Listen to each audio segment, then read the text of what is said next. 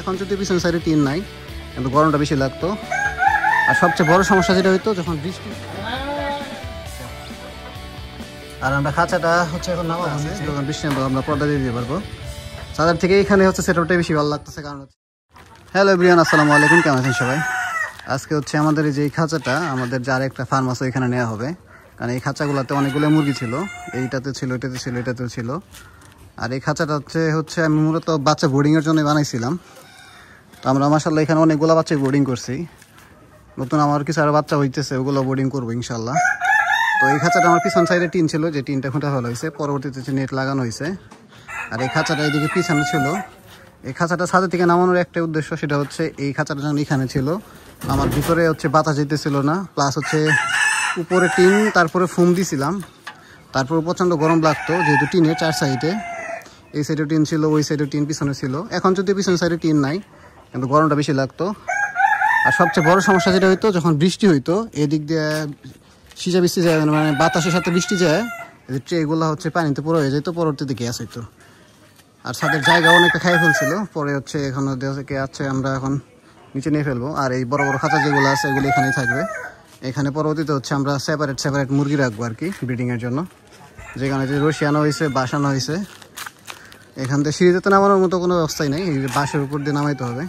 তো কীভাবে নামাবো সেটা তো দেখাবোই। আর হচ্ছে এটাকে হচ্ছে আমরা নামানোর পর আমাদের যার একটা ফার্ম আছে ওইখানে নেওয়া হবে। কারণ এটা নামাইতে একটু অনেকটা পেরা যাবে, কারণ হচ্ছে খাঁচাটার ওয়েটটা অনেক বেশি আর এই সাইজে অনেক বড়। এখন দেখা যাক ঠিকভাবে নামাইতে পারলেই হয়। বাইরের খাঁচা নামাইতে এখানে দেখি শব্দ হইতেছে, এসে দেখি হচ্ছে বাচ্চা ফুটছে। মাশাআল্লাহ 2টা বাচ্চা এখানে বের হয়ে আছে। দেখে তো মনে হইতেছে গলা ছিল বাচ্চা হইছে। এই যে নিচে একটা, এই যে মার কাছে একটা, নিচে পড়ে আছে। মাশাআল্লাহ এটা গলা ছিল বাচ্চা, এটাও গলা ছিল বাচ্চা, 2টা বাচ্চা হয়েছে, 2টাই গলা ছিল বাচ্চা। আর আমরা খাঁচাটা হচ্ছে এখন নামাবো নিচে। এখানে দেখতে পার কতগুলো বাচ্চা হচ্ছে। খোসাগুলো ফালাই দিই যাতে আরো যে বাচ্চাগুলো ফুটবে ভিতরের দিকে থাক। মাশাআল্লাহ। তো এখন যাবো হচ্ছে আমরা খাঁচা নামাইতে, খাঁচাটাকে নামাই নেই, তারপর আবার দেখাই দিচ্ছি আপনাদের। আমরা হচ্ছে বাঁশ দিয়ে নামানোর চেষ্টা করতেছি, এখন থেকে ঠিকভাবে নামাইতে পারলে হয়।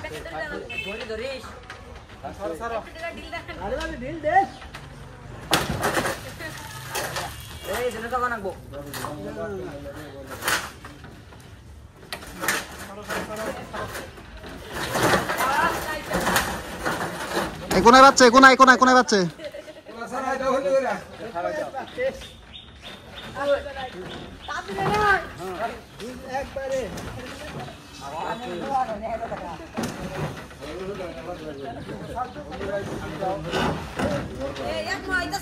যাই যাই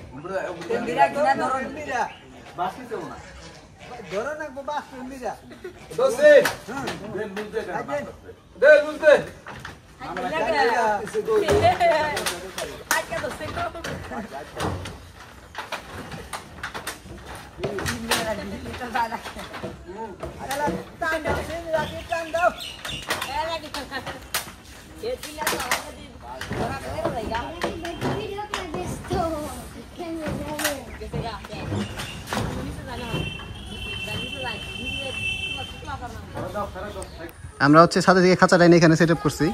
আর আপনারা দেখছেন যে কিছু বাচ্চা ফুটতেছে, ওগুলো হচ্ছে আশা করি কালকের মধ্যে সবগুলো বাচ্চা ফুটে যাবে। তো ওইগুলো আইনা হচ্ছে এখানে সেট আপ করা হবে, মানে এই খাঁচাতে রাখা হবে।